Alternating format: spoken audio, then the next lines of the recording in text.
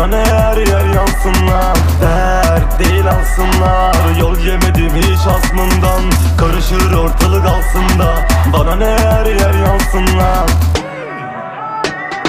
Bu köşe kapmaca, ghetto mu hakim olurum, mahallede kimse kalamıyor sakin. Katledilir cebindeki umudunu dahi, düzen böyle alışıyorsun yaşadıkça abi. Biri ters biri düz, birisi firar. Elbet bir gün sesimizi birileri duyar, birileri iki geri hepinizi ayar. İcraatı yok kimsenin kelimesi kadar. Gidip polisi ara, acı daha yeni, edemezsin yüreğimin yarısı kadar. Zengin tuzu döker garibanın yarası kanar, çünkü bu dünyada tüm varlığı parası kadar. Mizacım sert değil mi, hiçbir ilan dokunmadı. Bir köşede emniyette hiç mi adın sorulmadı. Rahat olacaksın, umudunu kaybetme, biz hala ayaktayız, biz hala yıkılmadık. Bana dert değil alsınlar, yol yemedim hiç hasmından, karışır ortalık aslında.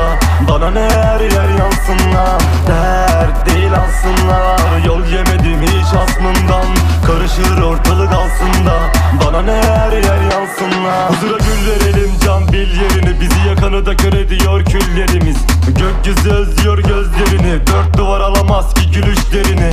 Dostum unutma gökte umutlar, ters kelepçe gece uyku uyutmaz. Anıların hala dün gibi kardeş, kahpe düzende geldi somurtma. Bir gece ansızın baskın olur, ölümü tuz gibi yaramıza bastı. Umutların yarına sabrın olur, hayat hepimizin neşesini aldı. Uykular tutmaz, sıkıntı basacak, başımda beladan sıkıldım aslan. Gün gelecek bize gün gülecek, sen dimdik dur ve de yıkılma aslan. Bana dert değil alsınlar, yol yemedim hiç hasmından,